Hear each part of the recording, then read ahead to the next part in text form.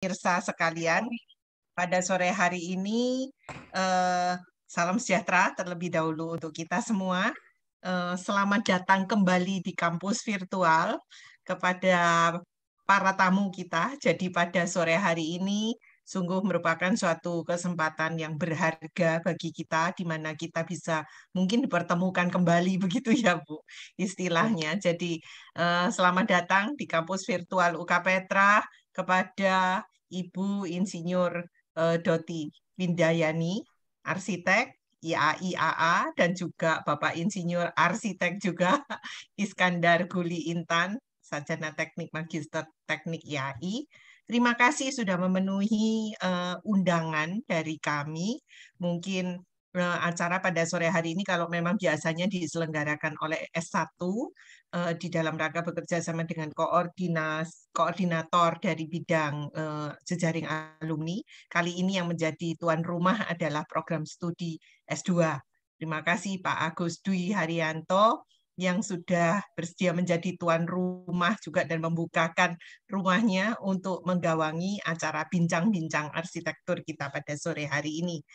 Baik, Bapak Ibu sekalian, mungkin tanpa berpanjang lebar, memang kebetulan acara sore hari ini saya juga tidak menyadari tadinya kalau ini mungkin jam buka puasa ya. Jadi kalau seandainya ada di antara kita yang melakukan ibadah puasa, saya atas Kristen nama suaranya. halo, ya bisa dengar Pak Dwi? Ya. Bisa dengar ya? Oke, baik.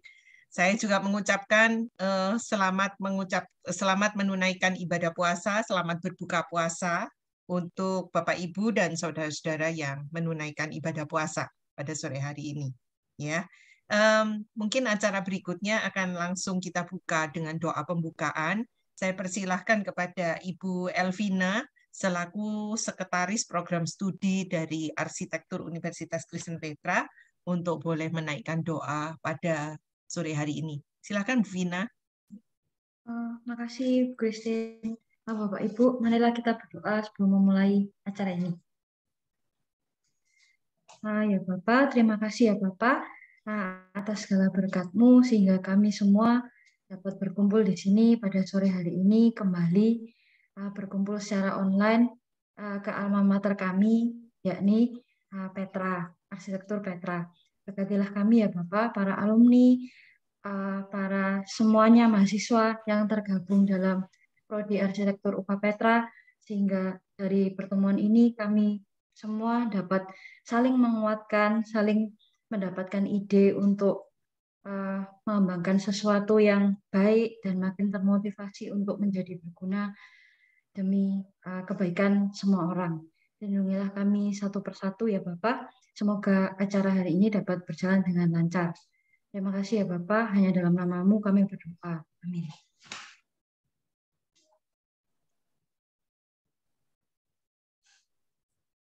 Bu Christine mute. Terima kasih Bu Vina karena sudah bersedia untuk menaikkan doa pembukaan untuk membuka acara kita pada sore hari ini. Ya Bapak Ibu, apabila kita membaca topik dari bincang-bincang kita pada sore hari ini akan mungkin sangat sangat up to date gitu ya, sangat menarik sekali untuk saya itu. Saya jadi ingin tahu gitu apa kira-kira yang akan kita diskusikan pada sore hari ini. Jadi ketika saya berbicara dengan Bu Doti gitu ya, apa ya Bu kira-kira yang mungkin menjadi tantangan gitu. Apalagi kita tahu bahwa di masa pandemi ini banyak sekali sektor pekerjaan yang terdampak, tidak terkecuali profesi arsitek gitu. Nah, mungkin terkait dengan topik kita akan membahasnya nanti bersama dengan narasumber kita pada sore hari ini yang telah hadir di tengah-tengah kita. Kita akan berdiskusi lebih lanjut tentang apa sih sebetulnya tantangan-tantangan terutama untuk arsitek-arsitek muda terutama ya, arsitek milenial gitu. Nah, generasi penerus profesi ini kira-kira akan menghadapi situasi yang seperti apa. Baik, tanpa berpanjang lebar lagi, saya akan menyerahkan acara selanjutnya kepada Bapak Moderator yang bertugas pada sore hari ini. Perkenalkan, Bapak Arsitek Arnold Iskandar Guli Intan. Selamat sore Pak Arnold, sehat? Iya, sehat Bu. Selamat sore semuanya. Selamat sore yang sudah Ya, hadir di sini. oke. Ya, Baik, saya serahkan acara selanjutnya kepada Pak Arnold untuk boleh memperkenalkan pembicara. Silakan Pak Arnold. ya, selamat sore ya semuanya. Kita sore menjelang malam nih ini ya. Pada seluruh yang sudah hadir di ruang Zoom pada malam hari ini. Terima kasih pertama-tama untuk undangan dari pihak penyelenggara jurusan Magister Teknik Arsitektur S2 Petra. Salam jumpa kembali untuk para Bapak, Ibu dosen, pengajar, dan juga ada pembawa materi kita, Ibu Ketua IAI Jakarta, Bu Doti Windajani. Juga yang saya lihat sudah ada rekan-rekan dari Ikatan Arsitek Indonesia yang ikut hadir ya di sini. Dan juga ada rekan-rekan alumni serta praktisi, juga mungkin mahasiswa yang ikut hadir untuk diskusi kita pada malam hari ini. Semoga semuanya senantiasa dalam keadaan sehat. Senang sekali ya kita di sela-sela kesibukan. Saya yakin cukup padat ya karena sebagian besar yang hadir di ruang Zoom adalah para praktisi maupun akademisi yang di bidang arsitektur. Nah, senang sekali malam hari ini kita itu bisa bertemu kembali dan berdiskusi. Ya, saya sendiri adalah alumni Petra angkatan 1999, lulus tahun 2003. Saat ini saya aktif sebagai pimpinan Biro IT Arsitek Associate, juga mengajar sebagai dosen praktisi dan juga aktif sebagai anggota IAI Jawa Timur. Sejak pandemi awal tahun 2020, seperti mungkin yang juga saya alami, banyak sekali perubahan ya yang terjadi pada dunia arsitektur, baik dari sisi praktisi maupun akademisi. Bentuk tantangannya juga bermacam-macam, mulai dari yang terkait manajemen biro, perubahan behavior kita bekerja, sampai ada hal-hal teknis ya. Kalau mungkin di kampus, di akademisi, tantangan yang saya rasakan itu mungkin lebih ke arah psikologi ya mahasiswa ya, karena mungkin bisa galau kelamaan online gitu ya. Kadang mereka perlu dimotivasi untuk lebih lagi. Nah, namun entah kita sadari atau teralihkan karena mungkin kita fokus di pandeminya, tantangan perubahan zaman tetap terjadi dan berjalan. Saat ini kita sudah berada di revolusi industri 4.0, 4.0 ya, dan juga sebenarnya sudah ada isu yang ke 5.0, kemarin sempat berbincang sedikit gitu ya dengan Ibu Doti. Nah, pada kesempatan hari ini kita akan membahas lebih lagi di mana revolusi industri 4.0 ini batasan dunia fisik digital semakin tipis dan juga adanya pandemi juga mendorong sebuah percepatan ke sana. Pada kesempatan kali ini kita mendapat kesempatan yang sangat baik untuk mendengarkan sudut pandang yang lebih luas ya dan mendalam dari Ibu Doti mengenai tantangan profesi arsitek di era industri 4.0. Tapi sebelumnya izinkan saya membacakan profil dari Ibu Doti. Ibu Insinyur Doti Windajani, MT IAI AA. Ibu Doti menempuh pendidikan S1 Arsitektur di Universitas Kristen Petra Surabaya tahun 1987 sampai 1992. Kemudian melanjutkan studi Master S2 di Institut Teknologi Bandung 1998 sampai 2001. Beliau mendirikan Biro Quadratura Indonesia, base-nya di Jakarta pada tahun 2010. Dan sebelumnya juga Ibu Doti punya pengalaman kerja profesional sebagai arsitek antara lain di PT Pakuan Jati tahun 1993 sampai 1994, Envirotech Asia 1995 sampai 1997, Arkipuri Mitra 1997 sampai 1998, juga First Asia Consultant tahun 2001 sampai 2003. Serta di PTI Arsitek 2007 sampai 2008 sebagai arsitek, kemudian juga sebagai associate di 2007 sampai 2009 dan associate director 2009 sampai pertengahan 2010. Kemudian tahun 2008 juga sebagai senior project manager di Architect Design and Planning yang juga menangani proyek dari The Banyan Tree Group Hotel and Resort Singapura.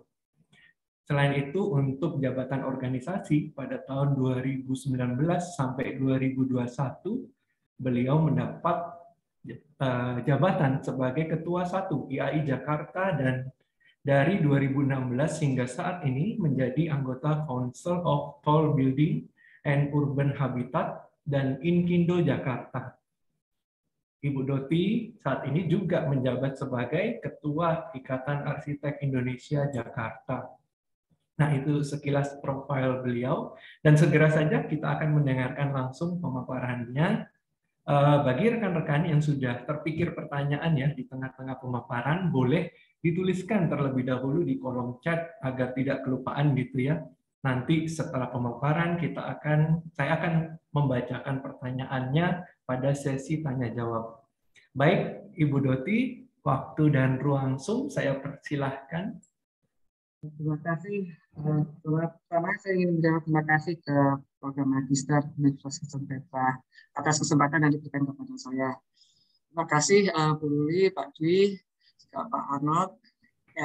Ya hari ini saya akan lebih ke diskusi lah dengan Bapak dan Ibu ya, karena secara theoretically itu Bapak dan Ibu ini senior saya semua nih gitu. Jadi kita share aja ya. Oke, saya akan share screen, mohon izin.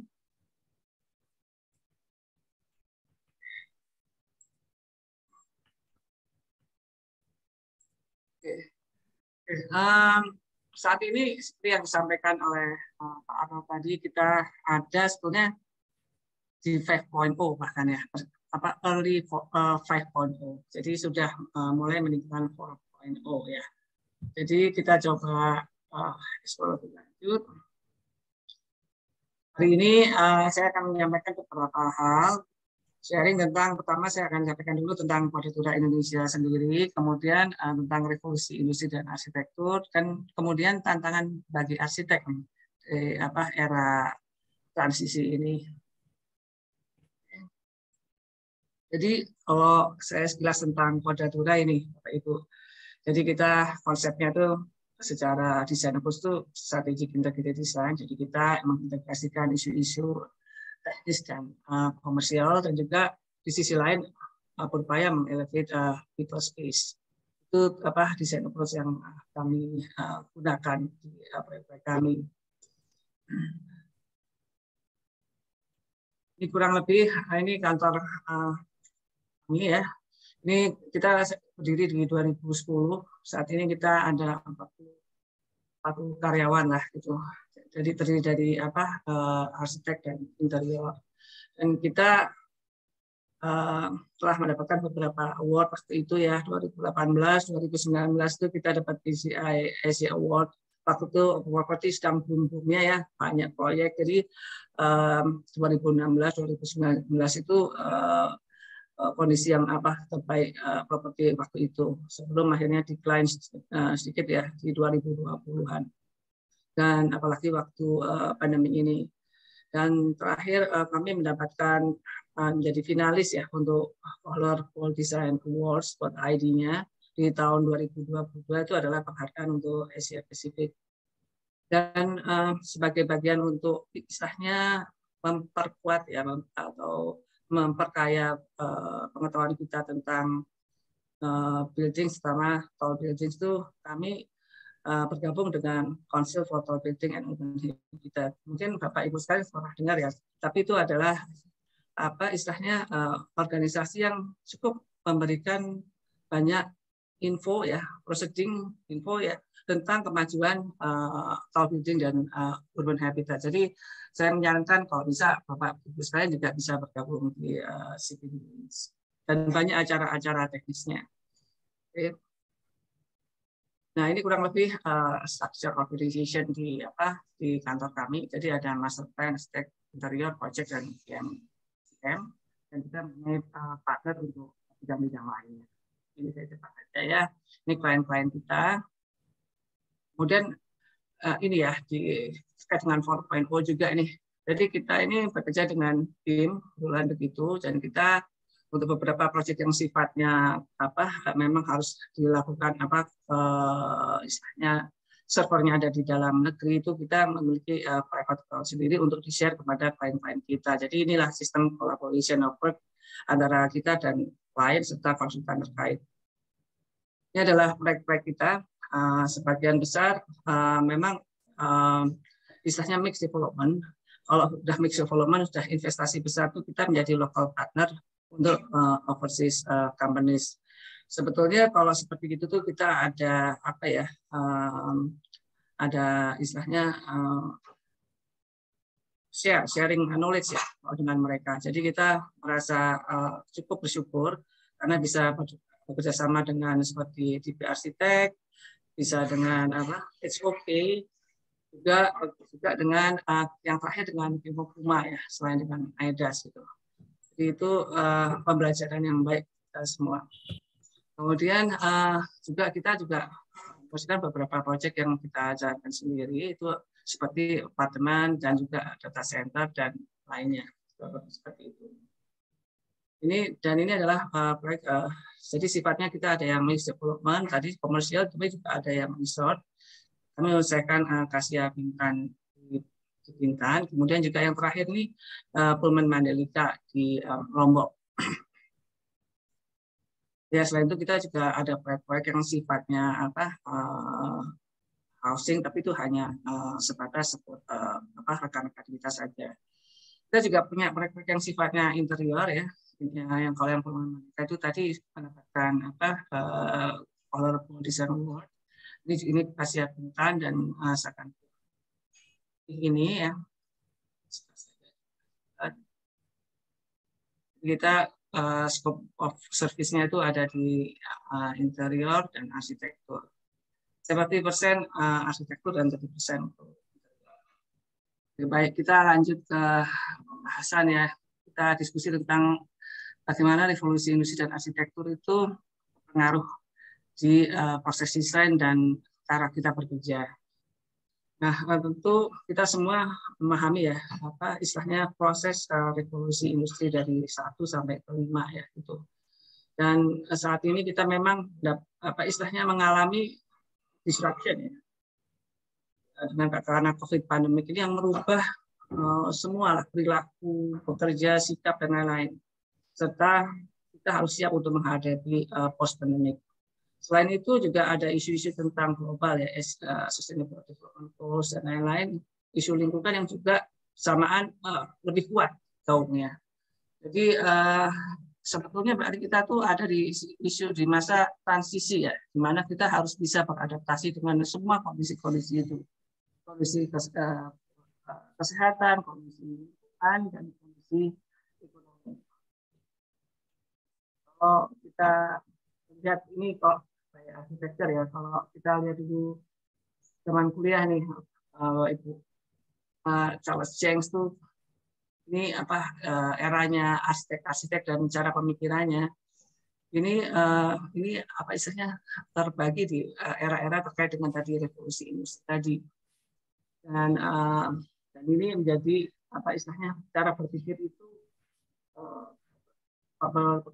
terpengaruhi dengan kondisi-kondisi eksternal yang ada. Ya. Ini revolusi industri pertama ya, dan juga bentuk istilahnya salah satu karya arsitekturnya itu bentukan arsitekturnya adalah yang di Etienne sendiri ya.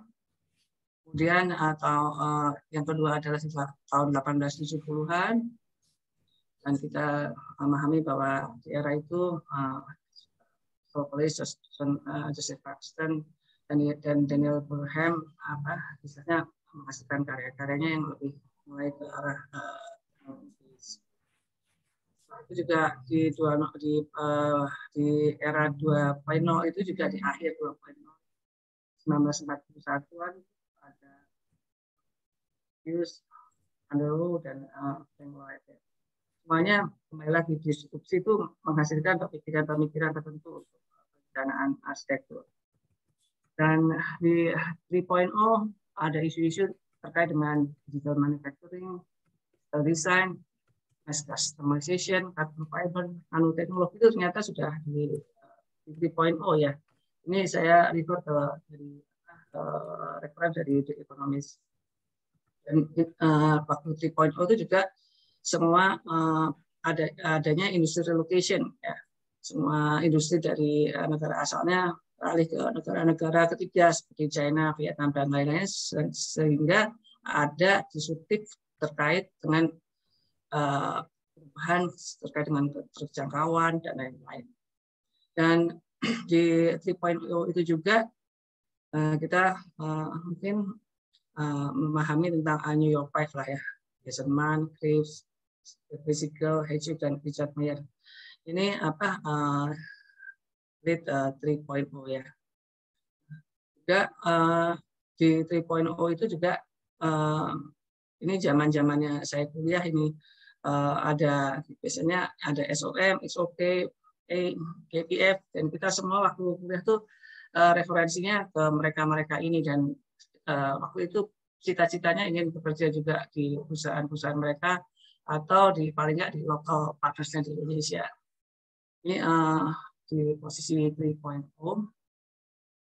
dan di 4.0 di tahun 2011-an ya.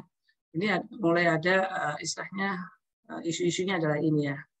Jadi memang data, mentality, dan lain-lain, dan juga terkait dengan teknologi bangunan ditemukannya material-material baru dan metode konstruksi yang lebih updated.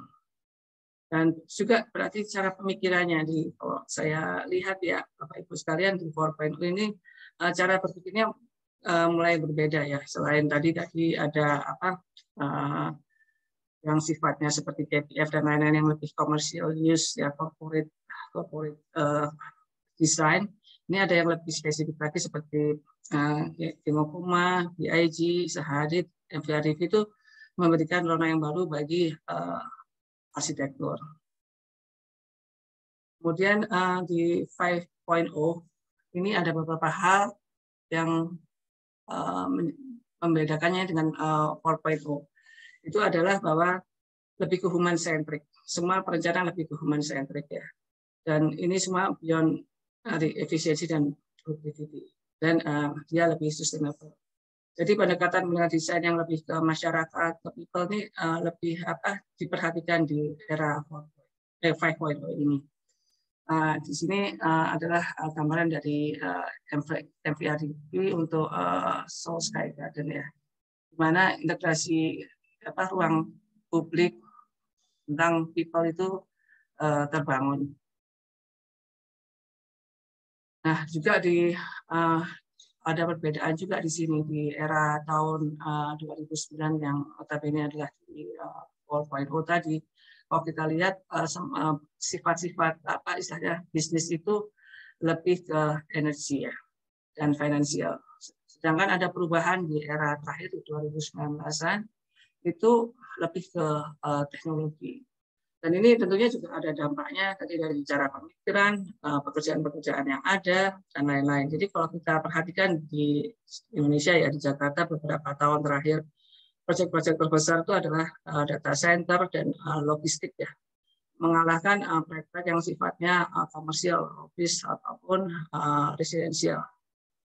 Jadi kurang lebih seperti itu. Dan selain karena ada isu kesehatan, jadi rumah sakit juga termasuk yang kerjaan yang cukup banyak yang dilakukan di 2 tahun terakhir ini. Nah, di 5.0 tadi sesuai dengan istilahnya isu yang muncul terkait dengan human centric, muncul arsitek-arsitek yang lebih concern ke human centric ya, seperti Yan KL ya, kemudian juga Dealers Go Video. Dan di lokal sendiri kita pahami bahwa Pak Yori Antar berjuang cukup kuat untuk membangun beberapa area di Indonesia. Jadi pendekatannya sudah ke tadi human issue, people issues. Ini yang perubahan-perubahan yang bergerak di belakang hari. Nah, saya coba sedikit mengumpulkan isu-isu yang tadi muncul bahwa revolusi industri itu terkait dengan teknologi. Semuanya pasti ada disruption-nya. Kemudian berkaitan dengan manusia, lingkungan, dan ekonomi. Nah, industri itu apa? Industri konstruksi maupun material itu di 4.0 atau 5.0 itu sangat maju. Dan adalah kita sebagai arsitek itu harus tetap updating karena itu berkaitan dengan perencanaan kita. Dan juga akhirnya juga metode konstruksi ataupun metode kerjanya. Jadi kalau kita bekerja tadi harus bisa mapping isu kemajuan tadi konstruksi dan material, di metode bekerja, sistem dokumentasi, sistem koordinasi itu tadi kita harus updating dengan teknologi yang ada seperti ya tadi BAM dan lain-lain. Kemudian dari sisi kita sebagai profesional, kita tuh ada isu-isu yang muncul juga mengenai awareness kita, sikap kita. Dan akhirnya kita harus membentuk capacity building kita untuk siap menghadapi tadi perubahan yang terjadi akibat tadi disruption. Awareness yang paling istilahnya kritikal ya, itu adalah SDG value ya. SDG itu lengkap ya dari isu-isu yang sifatnya ekonomis, lingkungan maupun sosial. Dan untuk beradaptasi itu kita memang istilahnya harus memiliki pengetahuan skill yang mengikuti itu bisa beradaptasi gitu. Jadi kita harus terus-menerus meningkatkan kemampuan kita, skill kita agar survive.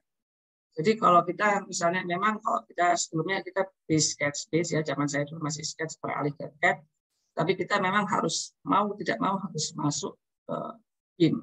Apalagi saat ini negara pemerintah mewajibkan pada proyek negara harus berbasis BIM ya gitu. Jadi oleh karena itu karena kita harus punya awareness, punya pengetahuan, kita juga harus melengkapi ya karena ini juga kompetensi kita tadi terkait BIM, Green atau Project Management yang semuanya harus certified.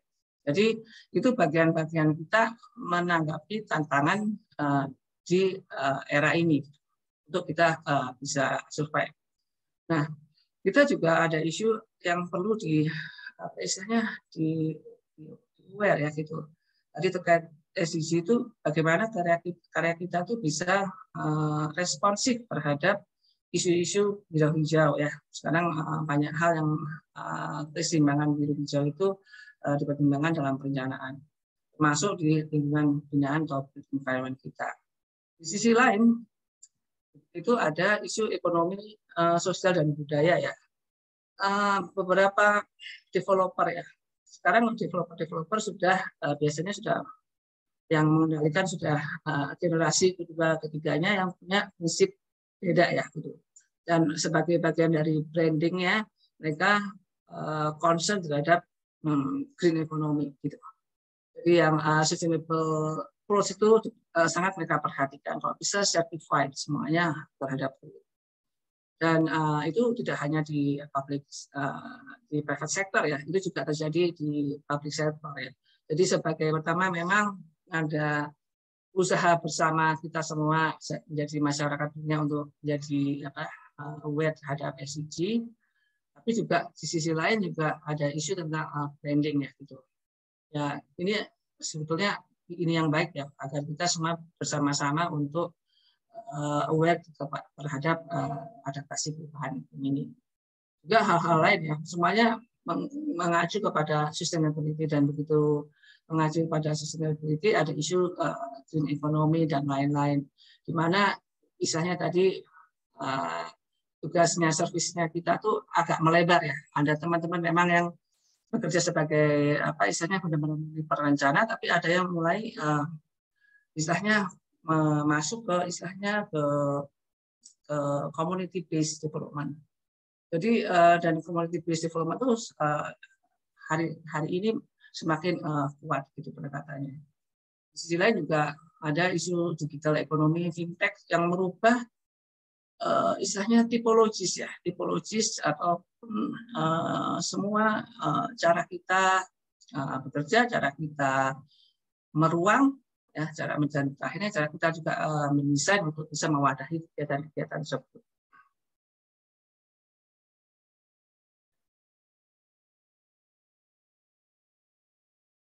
Nah, ini tadi yang disampaikan bahwa isu sustainability itu adalah gabungan antara social, environmental, dan economic factor ya. Jadi begitu misalnya kita bicara dengan terkait dengan green, berarti ada isu efisiensi, cost, gitu, dan lain-lain. Begitu kita berhubungan antara irisan antara sosial dan ekonomi, itu ada isu bisnis ethics dan lain-lain. Kemudian kalau kita antara sosial dan environment itu ada isu tentang keadilan uang ya, dan lain-lain lah, kurang lebih seperti itu. Dan ini juga isu ini juga saya kembangkan di IAI Jakarta ya sebetulnya. Karena kita di Jakarta menghadapi banyak isu, terutama ya isu banjir ya di arah utara gitu ya. Kemudian juga isu sosial. Jadi kami berharap bahwa teman-teman rekan-rekan anggota IAI Jakarta itu bisa memahami SDG goals, dan juga kita sebagai asosiasi juga istilahnya memberikan seminar-seminar atau tambahan pengetahuan terkait dengan SDG issues ini gitu. Jadi kita tuh di 4.0 menuju 5.0 itu kita siap terhadap ketahanan kota sebagai bagian dari kewajiban kita untuk berarsitek seperti itu. Nah, ini juga saya coba istilahnya memetakan ya. Ada beberapa isu tentang shifting ya 4.0 to 5.0. Pertama, lokasi ya, ruang dan waktu. Sebelumnya kalau kita bekerja di 3.0, kita akan istilahnya tempat kita kerja itu adalah lebih lebih tetap gitu. Kita bekerja di Bandung, di Jakarta atau di Surabaya ya, itu by locus itu lebih kuat lokusnya gitu. Kemudian di 4.0 itu kita lebih borderless, apalagi kemarin ada istilahnya disruption yang karena pandemi itu membuat kita lebih borderless. Jadi kita bisa istilahnya bekerjasama dengan pihak-pihak di Indonesia maupun bisa di luar negeri. Ini banyak teman-teman juga yang memiliki praktek yang bekerjasama dengan pihak-pihak di overseas, bahkan berproyek di overseas ya. Di kebetulan kita juga ada dapat proyek di India, jadi semuanya everything rasanya seperti borderless. Ya. Kemudian di beberapa tahun terakhir ini nih, ada beyond space ya, Bapak Ibu sekalian, metaverse, ya, NFT itu adalah bagian dari nanti yang generasi ini akan istilahnya bisa mendapatkan mengembangkan arsitektur di dunia maya tersebut. Jadi dari yang dunia nyata dan maya itu saat ini tuh ada di transition between 4.0 and 5.0. Jadi kurang lebih seperti itu. Dan kalau kita melihat dari profesi ya, workforce, dan sikap attitude masing-masing generation itu juga beda-beda. Jadi kalau kita tadi seperti tadi Pak Arnold sampaikan ya, kalau kita punya pengelola kantor gitu ya, karena masalahnya cuma di kantor ya. Hubungan antara kita yang kita umurnya kan di millennials ya, dengan generation yang alpha dan delta itu perlu komunikasi model yang beda. Mereka melihat profesi itu sebagai sesuatu yang beda dan lebih sifatnya kemitraan ya, partnership ya, daripada kita bisnis as usual. Pendekatan seperti itu tuh mungkin harus kita kembangkan ya. Kadang-kadang kita belum siap juga untuk istilahnya menganggap yang muda-muda itu sebagai mitra gitu. Tapi condition memaksa kita untuk kita harus bisa beradaptasi multi generasi. Karena semua generasi pastinya memiliki tadi sikap bekerja yang berbeda. Dan juga ya ketertarikan mereka juga kepada beyond space itu cukup tinggi gitu. Jadi itu adalah tantangan kita untuk istilahnya untuk firma-firma untuk bisa istilahnya memanage terutama generasi yang lebih tertarik kepada beyond space study, yang juga mereka merasa perlu aktualisasi yang kuat di istilahnya di komunitas. Gitu. Kemudian ada hal lain yaitu teknologi ya. Teknologi itu terkait dengan dokumentasi, koordinasi, juga desain dan konstruksi. Ya sebagian kita juga sudah istilahnya berinteraksi dengan AI gitu. Dan kalau kami sendiri itu sudah istilahnya menggunakan BIM ya, yang sebelumnya kita CAD atau bisa bahkan manual waktu itu. Jadi kalau di Indonesia sendiri, menurut saya tuh kita tuh mostly itu masih ada di 3.0 ya gitu. Karena kita bekerja masih CAD-based, belum yang lebih integrasi seperti BIM. Bahkan kalau ke AI kita akan perlu proses yang masih perlu waktu gitu. Dan kendalanya kita mengikuti shifting ini, adaptasi ini tidak mudah karena kalau teknologi itu ada isu investment dan sumber dayanya itu sendiri. Gitu. Dan untuk desain konstruksi tentunya kita semua memahami bahwa beberapa waktu ini teknologi tadi, teknologi material dan teknologi konstruksi itu sangat cepat. Di sisi lain ada isu keilmuan ya, shifting ya. Jadi ada isu SDG yang menjadi pedoman kita semua. Kemudian juga ada isu-isu yang terkait dengan urban regeneration. Kemudian juga ada istilahnya pengembangan dari ilmu yang ilmu-ilmu yang dulu ada di klaster-klaster kuliah kita, keilmuan kita. Jadi lebih develop ya. Ada yang beda mungkin yang ada penambahan ya. Mungkin itu udah mulai dari ya tentang sustainable environmental design ya. Tapi ada juga ini yang emerging technologies design and make itu. Jadi adanya perubahan klaster keilmuan ya. Dan lagi juga hal lainnya adalah di kampus yang saya tahu ini sekarang mungkin juga di Petra ya muncul research cluster gitu. Dan isu-isunya macam-macam dari yang sifatnya building technology, sustainable technology, green technology sampai yang sifatnya urban sociology gitu. Jadi istilahnya diversification-nya itu cukup lebar gitu. Kemudian juga isu ekonomi sosial budaya. Jadi semua itu saling impacting ya terkait dengan productivity, adaptasi kebiasaan baru dan green sustainable serta green economy atau juga akhirnya semua ini produk kita produk akhirnya dari proses sampai ke produk akhirnya. Ya kalau smart city mungkin sudah lama ya dari Tikonai kita sudah mulai membahas smart cities ya. Tapi eco social spaces itu mungkin kita dulu juga sudah tapi tidak sekuat saat ini ya. Dan yang terakhir itu adalah metaverse mungkin adalah nantinya bagian dari generasi deltanya kita. Jadi ya karena tadi istilahnya information disruption itu membuat ya kampus tuh harus terus-menerus ataupun kita ya sebagai praktisi itu harus menerus updating pemikiran kita kepada society gitu. Jadi makanya ada di penghargaan kemarin itu ada penghargaan untuk influencer gitu. Karena ternyata influencer itu berperan penting di dalam kemajuan atau pemikiran-pemikiran tentang arsitektur interior ataupun yang lain. Dan nantinya akan bergantung dari berapa followers yang mengikuti istilahnya update-nya kita kurang lebih seperti itu. Jadi ini antara metaverse dan NFT itu yang bagian dari nantinya bagian dari our new generation.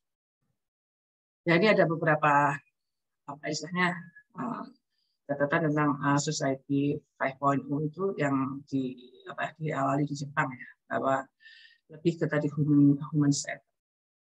Jadi mereka ada beberapa pendekatan pakai dengan AI ya, yang bagaimana mempermudah misalnya memudah kegiatan masyarakat, kurang lebih seperti itu ya.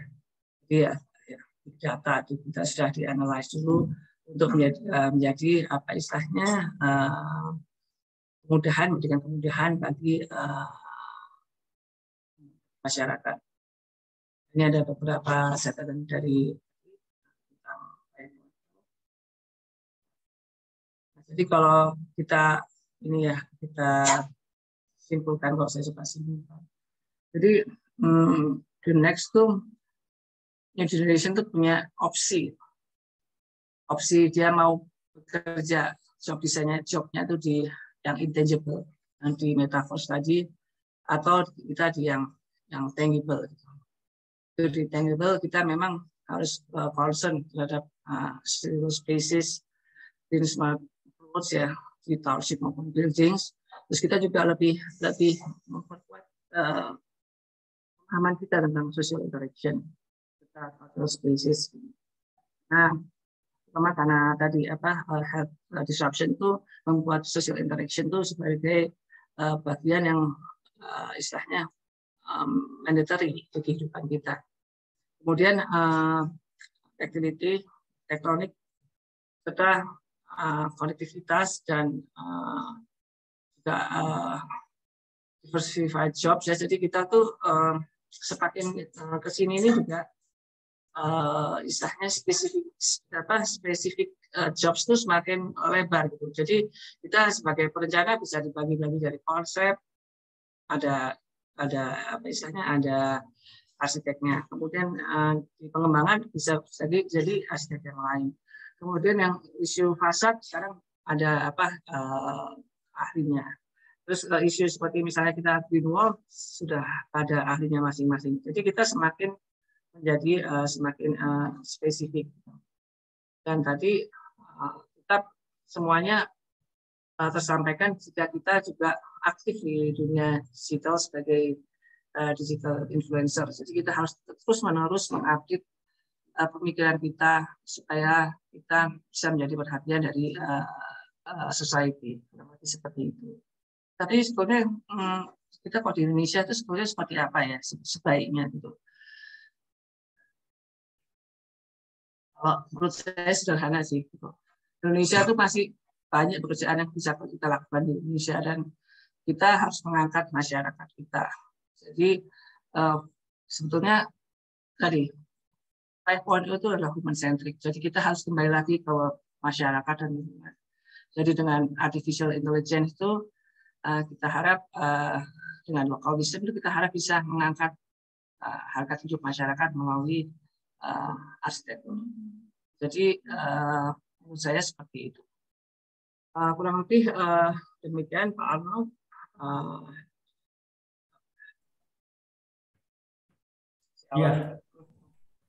Ya, baik. Terima kasih pemaparannya.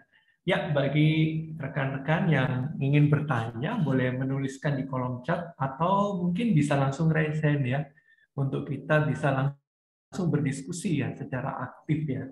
Jadi pemaparannya dari Bu Dote ini saya lihat menarik sekali ya Bu ya. Ibu bisa merangkum juga sedemikian banyak aspek dari dunia arsitektur yang akan terdampak mulai dari technical dan non teknikal gitu ya.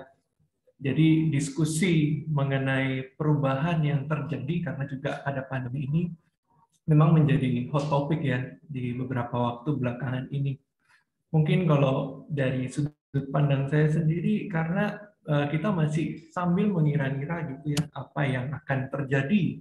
Apakah misalnya sudah banyak pemaparan juga ya Bu ya, kayak sekarang harus cross ventilation itu kapasitinya ditingkatkan untuk menjamin kesehatan di dalam ruang gitu ya. Kemudian muncullah hal-hal teknikal dan sebagainya. Tapi mungkin kita bertanya-tanya apakah itu akan ditetapkan sebagai aturan atau bagaimana gitu ya. Nah, Bu, kalau dari pemaparan Ibu, kalau tidak salah menangkap, berarti saya bisa melihat bahwa pandemi ini menurut Bu Doti kemudian turut mempercepat ya dan mendorong orang untuk bisa segera berubah, begitu ya Bu ya. Nah, kalau kita melihat tadi kan komponennya di dalam dunia arsitektur ini kan kita kompleks dan dinamis gitu ya. Kalau menurut Ibu Doti sendiri, kita sebagai, kalau dari sudut pandang sebagai praktisi arsitek, langkah apa ya yang paling pertama kalau menurut Ibu itu yang paling tepat untuk kita lakukan untuk beradaptasi dengan tantangan 4.0 ini, gitu ya. Kalau saya boleh ini ya share ya, kita itu pertama tadi aware dulu ya, seperti yang tadi saya sampaikan, aware dulu isunya apa gitu. Tadi masalah ada isu itu kan tadi lingkungan ya, isu lingkungan, tapi juga isu sosial, isu masyarakat ya. Itu kan multidisiplin. Nah, kita semua tahu itu kita tuh multidisiplin. Kemudian juga yang pandemik tadi gitu. Jadi itu kita setelah aware kita harus memperkuat pengetahuan kita ya, skill kita tadi gitu ya. Itu apa langkah-langkah stepnya mungkin seperti itu setelah pengetahuan tadi seperti tadi misalnya cross ventilated terus tapi yang lainnya juga apa isu misalnya social species itu seperti apa gitu harus juga perlu di develop lebih lanjut gitu. Green seperti apa yang buat apa misalnya untuk kemasyarakatan gitu. Misalnya gini ya. Kita perlu Jakarta itu ruang-ruang sosial untuk masyarakat. Jadi tapi kita juga harus bisa aware kan dan kemudian juga mempunyai skill untuk bisa mendesain dengan baik. Yaitu karena itu bagian dari virtualnya kita praktek, kita perlu kompetensi. Gitu. Kompetensi itu diukur melalui tadi certification. Jadi apa istilahnya aspeknya mungkin seperti itu sih. Baik. Ini sudah ada satu pertanyaan ya, saya ke yang pertanyaan ini dulu Bu Christine ya. Bu, lama-lama pekerjaan arsitek rasanya berpindah juga untuk mendesain ruang virtual. Arsitek akan berbicara untuk menyusun ruang-ruang maya di masa yang akan datang. Ini mungkin kalau yang tadi terkait ya, seperti fenomena metaverse itu ya, Bu Doti ya.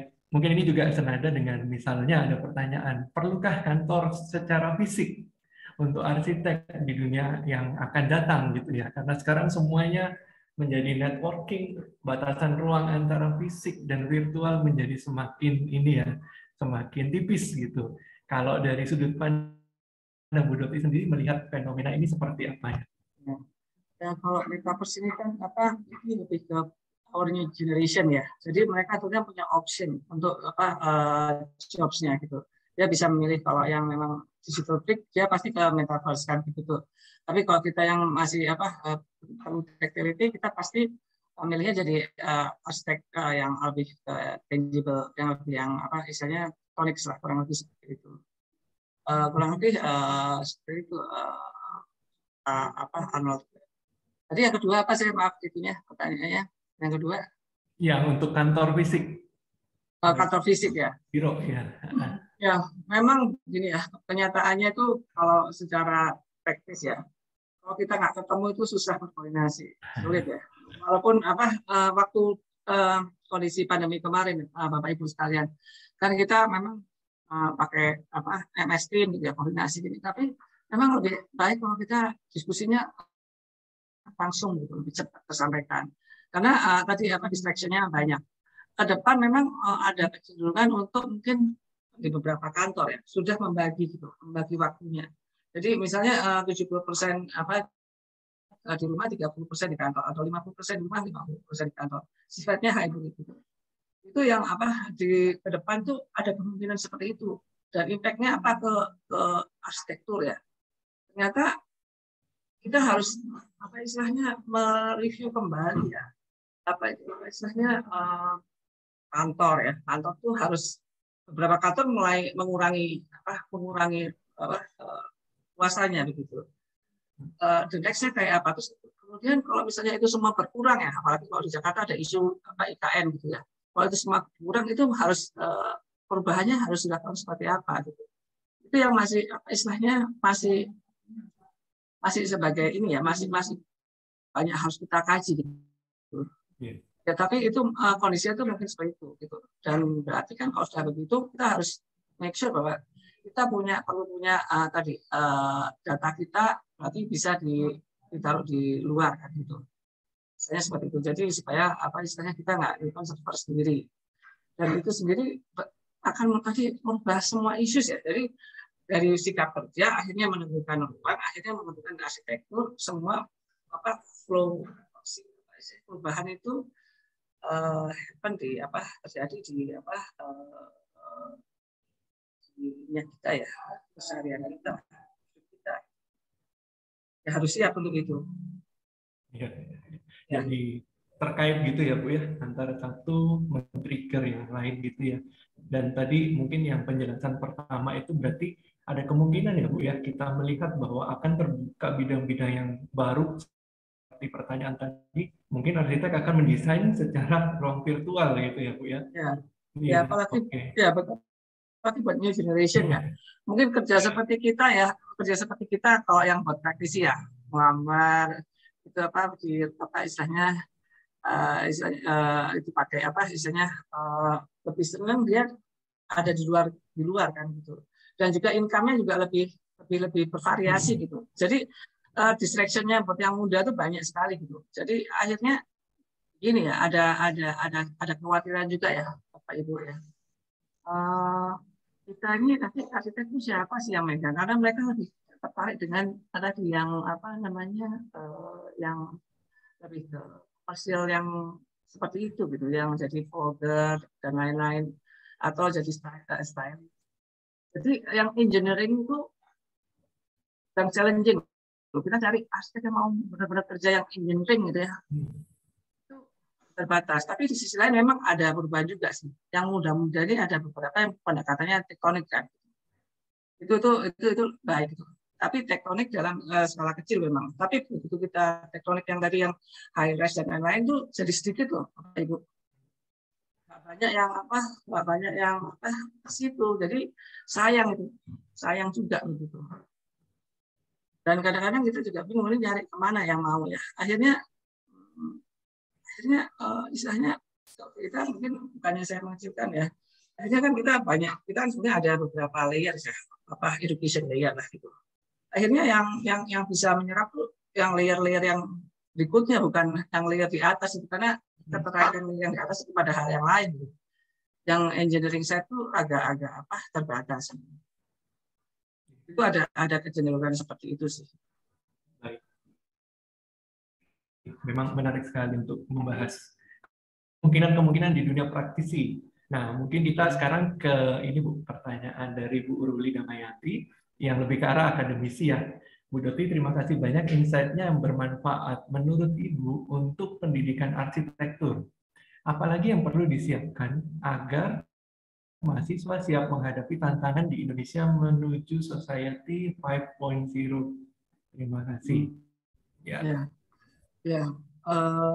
Mungkin ini ya, kalau beberapa kampus ya yang kayaknya kuat ya, seperti yang di MIT yang Singapura ya gitu. Jadi pendekatannya riset digital ya, riset digital yang nanti bisa integrated ke sistem gitu. Itu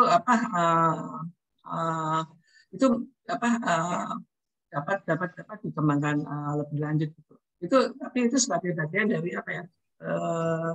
tadi ya. Jadi kalau menurut saya sih tadi arsitek itu bisa sudah istilahnya melebar ya, servicesnya itu melebar kemana-mana, termasuk tadi selain dari kita building ya, tapi AI system yang supporting building and society gitu. Dan juga nggak building aja, jadi kita juga melayani istilahnya masyarakat. Jadi misalnya bangunan kita tadi terhubungkan dengan sistem UMKM tadi dan lain-lain, terus juga bagaimana industri UMKM itu. Jadi kita nggak hanya building aja, tapi juga isunya ke istilahnya gimana kita bisa menggerakkan society, menggerakkan industri konstruksi bangunan kita sendiri. Jadi kemudian juga tadi terkait dengan masyarakat penggunanya. Jadi mungkin agak lebar ya Bu. Kita tuh memang harus mapping pohon ininya dulu kalau menurut saya sih, pohon servicesnya kita dan kondisi society kita sih gitu. Dari situ mungkin baru kita bisa istilahnya kita bisa develop istilahnya isu-isu yang terkait dengan 5.0 itu dalam sistem AI gitu. Itu memang agak ini sih Bu, challenging gitu Bu. Artinya butuh pemahaman dan penelitian lebih lanjut apakah kebutuhan dari yang baru itu ya, memasukkan suatu unsur yang memang terlihatnya sudah berpikir ke depan seperti itu ya. Ya, di AI tadi kan ada isu yang tadi dari Jepang itu, berarti kan dia udah analyze, jadi sistemnya itu menganalize kan gitu. Berarti kita harus punya sistem yang mengukur bisa kita dapat informasi terus diukur, dianalize, terus bisa memberikan dari masukan kepada yang usernya gitu. Kurang lebih seperti itu. Itu digitalization model itu mungkin perlu di-develop lagi. Misalnya seperti ini aja lah, istilahnya yang buat itu macet gitu ya. Kita ini kondisinya kayak gini nih, lewat mana? Kan dia bisa mengarahkan kita. Mungkin juga di sisi arsitektur gitu. Ya, mungkin begitu. Ya. Bu Ruli, mungkin apakah ingin langsung berbincang kembali atau? Ya, terima kasih Bu Doti. Ini soalnya kayaknya ngelihat gambaran 4.0 menuju 5.0 itu uncertainty-nya kan banyak banget ya Bu ya. Uncertainty-nya banyak. Terus tadi Bu juga nunjukin keadaan Indonesia yang masih bervariasi sekali gitu. Saya melihat kok posisi profesi arsitek itu untuk kita menuju society yang 5.0 yang ala Jepang itu masih rada jauh gitu ya. Kalau menuju ke sana, misalnya kita kayak apakah itu resikonya ada kita meninggalkan root kita gitu Bu ya? Maksudnya dalam artian yang UMKM, yang kecil, yang menengah ke bawah lah gitu ya. Apakah ada risiko seperti itu? Ini ngomong dunia pendidikan ya Bu, karena kan kita juga enggak idealisme kan istilahnya. Nah gitu lah. Menurut pandangan Bu Doti gimana nih dengan uncertainty yang seperti itu Bu? Ya memang kita harus mapping ya Pak, Ibu ya. Mapping gimana kita sebagai arsitek itu bisa support ya sistemnya ya Bu ya, mungkin harus digodok ya, mensupport our society kan begitu. Tadi kita bisa juga membantu yang masyarakat ya, tadi yang ada yang kaitannya sama arsitektur dan masyarakat gitu. Kita bisa bikin program gimana sih analisis untuk apa yang bisa di masyarakat cenderung kan bikin, misalnya gampang aja deh, masyarakat di kampung gitu ya. Ini kita yang paling mudah nih. Masyarakat di kampung mudah membuat tambah bangunannya pakai apa, caranya gimana, terintegrasi dengan sistem peraturan di kota, dapatnya KL3 DP-nya berapa, itu kan bisa juga seperti itu. Kita bantu masyarakat yang di bawah tapi dalam bentuk arsitektur, tapi digitalize gitu. Itu bisa dikembangkan, tapi ya itu tidak istilahnya meninggalkan marwahnya kita sebagai arsitek gitu. Tapi itu bisa di develop lebih lanjut, tapi by AI base ya gitu. Tapi terus terang memang gini, kita tuh kan sebenarnya masih di 4.0 juga, kondisi kita tuh di 3.0 tadi itu. Actualnya kita tuh di 3.0 menuju 4.0 aja masih ada reluctant dari profesional, dari semua pihak ya, apalagi ke 5.0. Karena reluctant itu isunya karena investment ya, cost kita, misalnya kalau kita mau masuk ke investasinya untuk BIM itu kan besar sekali. Jadi akhirnya kita tetap ada di 3.0 tadi gitu. Ya kan gitu. Tapi kita mau di 3.0 terus di zona nyaman kita terus gitu. Karena kita terus terang ya, kita kalah luput sama teman-teman di India, di Filipina ya. Arsitek India Filipina itu by services ya Bu ya, by services ya. Itu lebih istilahnya untuk isu-isu yang tadi 4.0 tadi gitu. Bahkan kalau kita istilahnya dokumentasi waktu itu yang pakai BIM base itu paling gampang dapat source-nya itu di Filipina ataupun di India. Dan bahkan sekarang kita kalah sama Vietnam, Bu. Sekarang misalnya BIM gitu ya, kita misalnya ada pekerjaan pakai BAM itu ada dengan overseas itu di manajernya itunya di Vietnam. Vietnam cepat sekali loh growth ya gitu. Bukan di Indonesia gitu. Nah, itu challenge-nya kita, Bu. Karena kita merasa tetap nyaman di 3.0 tadi gitu menurut saya sih. Tapi ya ada kendala itu tadi, kendala investing karena tinggi banget, sementara appreciation-nya masyarakat ke bisnis kita kan enggak juga. Apa istilahnya? Jadi kita ada isu keterjangkauan terhadap itu untuk teknologi gitu, Bu. Karena teknologinya cost gitu. Nah, itu seperti lingkaran setan sih kalau menurut saya sih gitu. Jadi kita nggak pernah achieve, nggak bisa naik karena tadi kita terperangkap sama isu tadi gitu. Nah, siapa yang bisa bantu ya? Jadi harus ada apa istilahnya bridging, atau kita akhirnya seperti China yang menemukan software lain yang bisa bantu mereka untuk bisa lebih terjangkau gitu. Jadi kan mereka inventing gitu. Kita kan beli terus itunya, kita beli terus dari yang ini. Nah itu banyak hal sih, Bu. Itu jadi lingkaran setan buat kita. Sementara negara seperti ada peraturan itu harus BAM gitu ya. Sekarang peraturan negara harus di. Sekarang berapa persen kita yang bisa di workforce kita sama ya, kemampuan kemampuan kita sendiri juga. Jadi keterjangkauan tadi gitu. Sama keterjangkauan. Ya, makasih banyak Bu Doti. Ya. Makasih banyak Pak Arnold. Iya, iya. Memang untuk kita menuju perubahan selalu ada faktor-faktor ya yang dipikirkan akhirnya juga mungkin bisa membuat kita ragu untuk melangkah gitu ya. Mungkin pertanyaan yang tadi dari Bu Ruli itu juga saya jadi keinget gitu ya Bu Doti ya. Mungkin kalau di dunia praktis itu juga kan tadi teknologi ini memicu komunikasi yang demikian cepat, contohnya untuk material-material yang baru ya.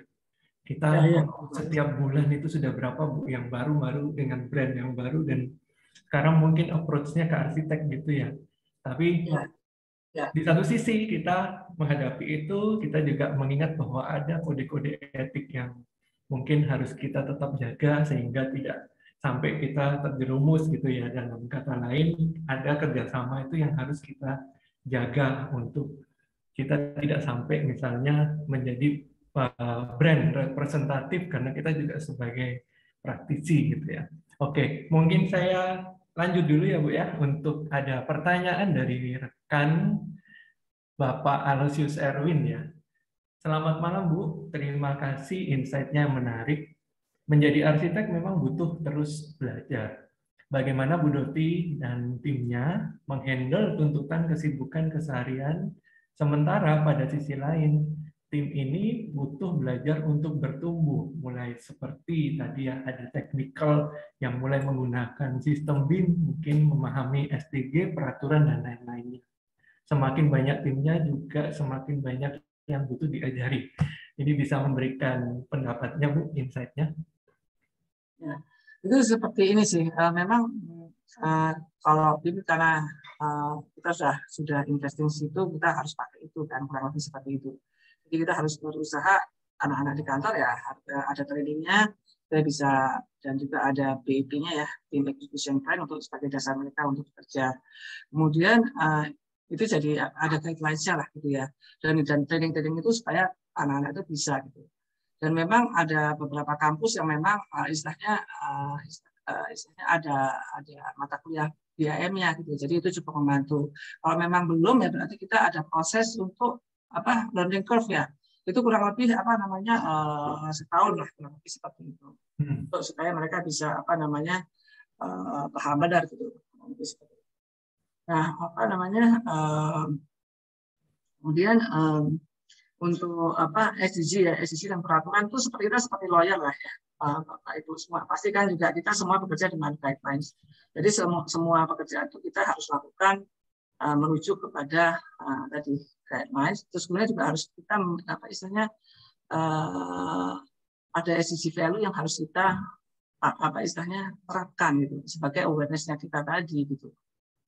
Lebih seperti itu. Ya. Semakin seru ini perbincangan kita, Bu. Masih ada sekitar 15 menit ke depan kita bisa Saya boleh tambahkan lagi, Pak. Mohon izin. Ya. Ini Ya, juga ya, silakan. misalnya ke interior ini, Bu Ruli, ya, Bapak Ibu sekalian. Ya. Kalau kita kan belajarnya misalnya interior itu kadang-kadang oke, material tahu, tapi istilahnya metode konstruksi baru itu beda banget kan itu. Jadi kita kadang-kadang desainnya itu nggak berpikir sebagai apa memahami teknologi manufacture yang paling baru. Jadi harus ada hubungan ya Bapak Ibu antara kita desain, industri desain dan juga industri konstruksi gitu. Kalau kita seperti ada di kutub yang berbeda atau nanti itu tuh sangat apa ya tidak kontraproduktif lah kan gitu. Jadi seperti apa CNC system, tadi kan kita harus tahu itu. Tadi kalau desain yang interior desain pakai CNC, ya gambarnya harus benar gitu misalnya. Gambarnya harus metodenya buat CNC. Terus apa juga laminasi, teknik laminasi itu banyak. Prosesingnya seperti apa. Jadi pengetahuan berdasarkan proses industri itu kayaknya perlu di apa istilahnya harus ada lah, gitu. Mungkin updated gitu. Kalau enggak kita ketinggalan juga tuh. Jadi dari sisi apa kita bekerja ya, tadi metode kerja, terus juga di industri konstruksinya kita juga harus updated gitu.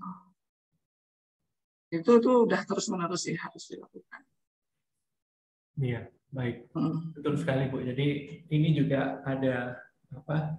Diskusi juga dari Bu Christine lagi. Jadi lama-lama batasan antar negara dan juga antar bidang spesialisasi ya Bu ya semakin dibutuhkan misalnya untuk apa kita terkait juga dengan informatika atau IT gitu ya untuk membangun sebuah sistem yang secara online mungkin seperti itu. Nah terkait STRA perizinan kemudian mungkin bisa juga terkait dengan organisasi Ikatan Arsitek Indonesia kita ya bagaimana menurut Bu Doti bisa dijelaskan sinkronisasi seperti apa yang diharapkan bisa terjadi antara praktisi arsitek dengan Ikatan Arsitek Indonesia dalam hal kita itu sama-sama menghadapi tantangan teknologi 4.0 dan 5.0 ini. Boleh nambahin, Pak Not. Silakan, Sorry nih, silakan. jadi nimbrung. Ya. Saya tuh sempat ngobrol dengan almarhum Pak Juhara memang. Saya bilang waktu lahirnya Undang-Undang Arsitek, saya bilang sama Pak Juju, Pak kita ini nggak terlambat banget tapi saya bilang ya better late than never kan, daripada enggak sama sekali. Cuman sekarang saya kalau melihat dari apa yang dipresentasikan oleh Bu Doti gitu, rasanya kita akan terlambat lagi gitu loh. Ya mudah-mudahan sih enggak sih. Ya cukup siap juga gitu. Nah maksudnya gini, kalau melihat nih ya Bu ya, yang Ibu sampaikan bahwa kita tuh sebetulnya sudah ada di in between gitu ya, 4.0 dengan 5.0 gitu. Lalu kemudian kalau saya lihat sekarang dunia berubah, lalu kemudian mungkin ya, karena Bu Ruli tadi bilang semuanya serba nggak pasti gitu. Yang ke depan ini. Kalau seandainya kita lihat sekarang belanja sudah lewat Shopee, ya kan? Terus kemudian apa gitu, rasanya semua sudah by application gitu. Kita sekarang bank-bank juga udah banyak yang tutup kan, ya kan? Perbankan juga berubah konsep, lalu kemudian apa namanya, mall berubah konsep, bangunan komersial berubah konsep. Nah, saya nggak tahu nih ke depan profesi arsitek kita, apakah profesi kita itu juga akan bergeser, itu Bu. Jadi ini sempat menjadi pertanyaan dan perenungan saya. Kalau memang ini mau diantisipasi, berarti kan dunia pendidikan yang akan menelurkan calon-calon arsitek. Ini sebetulnya juga harus siap kan ke arah sana. Menurut Ibu gimana? Bagaimana kira-kira? Ya gini ya Bu ya, kita menurut saya ya, kita harus tetap dengan keteknisan kita ya. Cuma tadi pengetahuan kita jadi harus lebih lebar aja supaya kita nggak canggung gitu terhadap semua yang terjadi di society kan gitu. Arsitek gitu tetap, karena itu adalah skill utamanya kita kan, itu pengetahuan utamanya kita. Tapi kita harus punya pengetahuan yang lebar ke isu-isu lain gitu. Saya rasa gitu. Jadi misalnya sekarang misalnya kita isunya misalnya ya kesehatan lah gitu. Jadi kita kan harus bisa respon by design, kita harus bisa seperti apa sih gitu untuk kesehatan gitu. Jadi kita harus yang improving terus our knowledge ya, supaya kita bisa adapting gitu ininya kita society, terus kemudian menghasilkan karya-karya yang memang sudah bisa mengadaptasi kebiasaan hidup baru itu tadi kan kita kan menuju itu kan ya Bu ya. Gitu. Seperti itu sih Bu. Iya Bu, terima Tapi kasih. Ya melebar, memang kita melebar ya, memang melebar gitu. Terus terang misalnya begini Bu, kita desain ya gitu. Seperti sekarang kita di Jakarta gitu ya, Jakarta gitu ya. Kita memang desainnya harusnya bangunan, tapi bangunan akhirnya dikaitkan dengan ketatakotaan, TOD kan, kita harus yang TOD base gitu. Berarti kita juga harus memahami TOD base. Terus kemudian Pak Gubernur istilahnya menginisiasi social space yang ruang ketiga. Gitu. Space in between. Berarti kan kita juga understanding kita menyediakan social space yang berkualitas untuk masyarakat tuh harus juga kita explore kan gitu. Jadi kita tuh harus justru lebih seperti apa ya? Bisa harus kita basic skillnya arsitek gitu. Tapi kita bisa harus memahami isu-isu lain. Gitu. Tapi memang kalau isu-isu yang dari engineering itu memang paling sulit sih Bu. Itu memang sebetulnya itu juga masa depan ya gitu ya. Gitu, ya. Karena kan kita kan gimana bangunan semakin efisien, sistem semakin baik dengan teknologi terbarukan. Kan kita challenge-nya kan itu kan ya. Itu gimana kita istilahnya teman-teman yang memang misalnya background-nya kalau tadi teknologi itu juga bisa tempat gitu. Karena ada teman-teman yang yang lebih ke isunya istilahnya ininya juga lebih fokus ke arah itu. Gitu. Jadi sebetulnya kita collaboration akhirnya sih kalau menurut saya.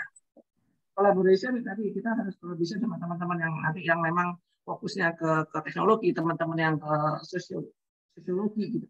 Ataupun ke yang tadi yang green dan lain-lain. Gitu. Jadi kita tuh bekerja lebih ke collaboration. Gitu. Sama halnya tadi ke yang lintas generasi kan gitu Bu. Itu susah Bu ya kita betul generasi itu juga itu mengubah kebiasaan, mengubah mindset ya. Itu sih Bu. Iya, oke, menarik Bu. Ya, kami menunggu Ibu kapan datang ke Petra, kita ngobrol lebih jauh lagi. Dimi Bukus nih katanya Bu Feni udah titip. Bu diundang Bu Doti ya. Kami Bukus nih, kita nanti ngobrol lebih panjang sana. Iya, siap Bu. Ya, ini memang Pak banyak hal Bu ya. Jadi kita memang istilahnya nggak bisa mengunci arsitek harus seperti apa. Arsitek itu akan lebar gitu jadi. Iya. Lebar.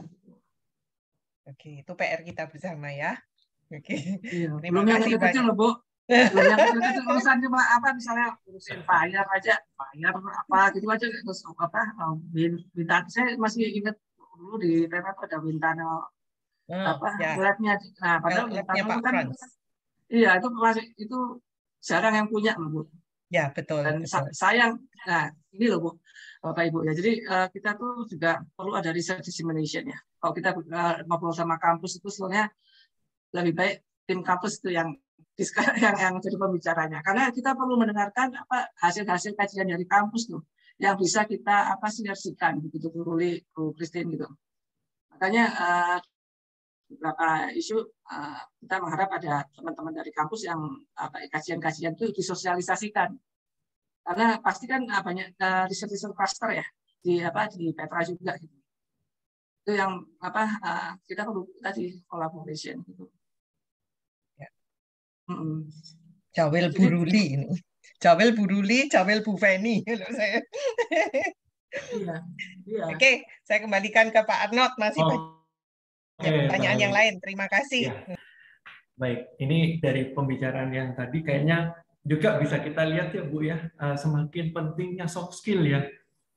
Kalau jurusan arsitek biasanya terkenal kaku gitu ya, terlalu teknikal. Nah, kemudian dengan kolaborasi ini tentunya mendorong kita lebih bisa untuk berkomunikasi dengan fleksibel. Oke, saya lanjut lagi. Ini ada satu pertanyaan dari Ibu ya, Ibu Ingrid ya. Malam Bu, saya mau tanya untuk yang berhubungan dengan isu lingkungan. Setiap tahun kan selalu banjir ya.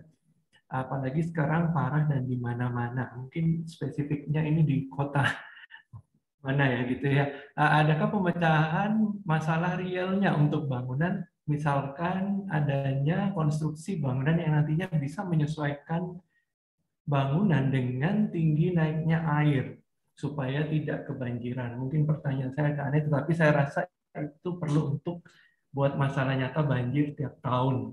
Mungkin semacam itu ya Bu ya, kalau di Jepang gempa maka ada fondasi yang seperti per gitu ya. Kalau banjir bisa sharing Bu. Ya, kalau banjir itu hulu ke hilir ya.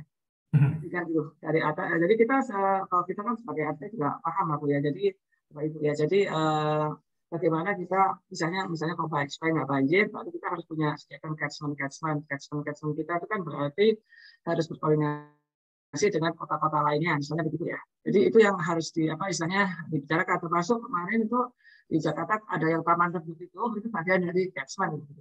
Untuk kalau ada banjir ada hempasan air itu bisa dialirkan juga ke catchment tadi gitu. Tapi bentuknya sebagai park ya, dari taman kota gitu. Yang integrasi seperti itu. Dan satu lagi banjir itu kan juga dari arah intrusi air laut juga ya. Dan di Jakarta itu kan kita punya isu ROP ya. Jadi ada istilahnya ada kajian tentang ROP resilience gitu. Jadi dari kajian itu, jadi itu akan digulirkan menjadi regulation, karena kondisi ROP itu nggak bisa dihindari. Jadi kita akan menetapkan berkoordinasi dengan Pemprov, misalnya, boleh lantai dasarnya itu di posisi misalnya 2 meter di atas permukaan tanah. Jadi kita udah estimate si ROP itu elevasinya bakal di elevasi berapa. Jadi itu ada antara riset tadi dan kebijakan itu jadi ini sinergis itu Bu Christine, Bu Ruli dan Bapak Ibu sekalian. Itu yang bergulir. Jadi masalah banjir itu bisa tadi secara makro itu dari hulu ke hilir, tetapi secara mikro teknis bangunan ya diselesaikan dengan research based policy gitu ya. Itu kan begitu, kurang lebih seperti itu. Ya, tentunya juga tiap kota akan berbeda-beda gitu ya, Bu Doti. Ya, harus dilihat dan sebagainya. Betul. Ya, dimitigasi. Jadi kan misalnya kalau kita sekarang bahasanya kan kota berketahanan lah, resiliency kan gitu.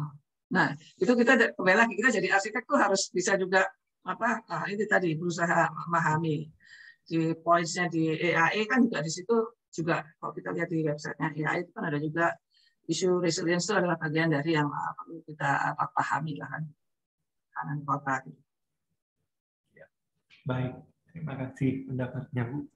Oke, ini juga ada pesan untuk mohon kesediaannya mengisi ya presensi dan feedback di link yang sudah dibagikan di kolom chat.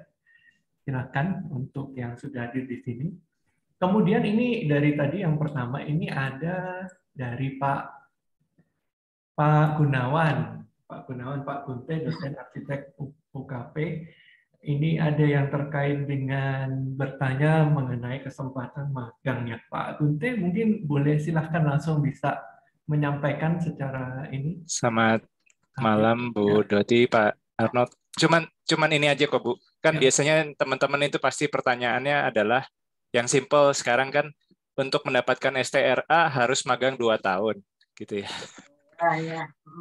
Saya mantau terus IG-nya IAI Jakarta dan juga beberapa daerah lain sudah ada rencana magang di Jakarta, IAI Jakarta.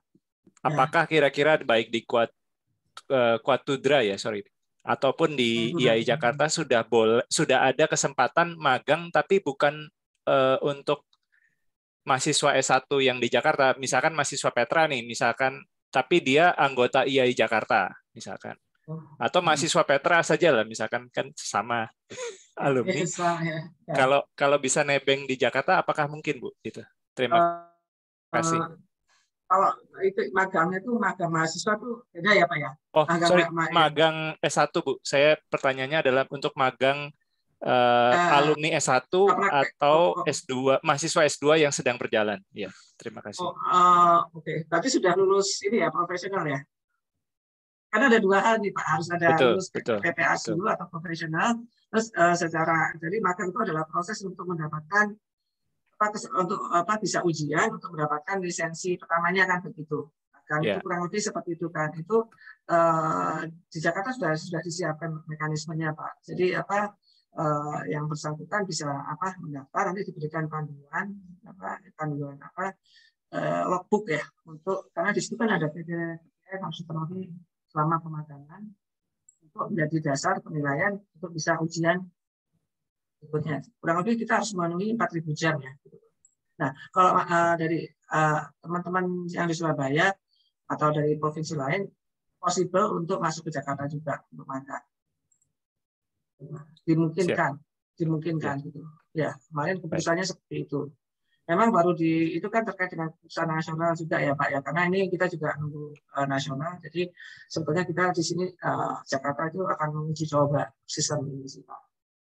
Sebetulnya secara praktis ya harusnya ya, orang setelah lulus 5 tahun minimum pendidikan UAI kan standarnya UAI, sebenarnya tahun sebenarnya sih enaknya sih 3 tahun.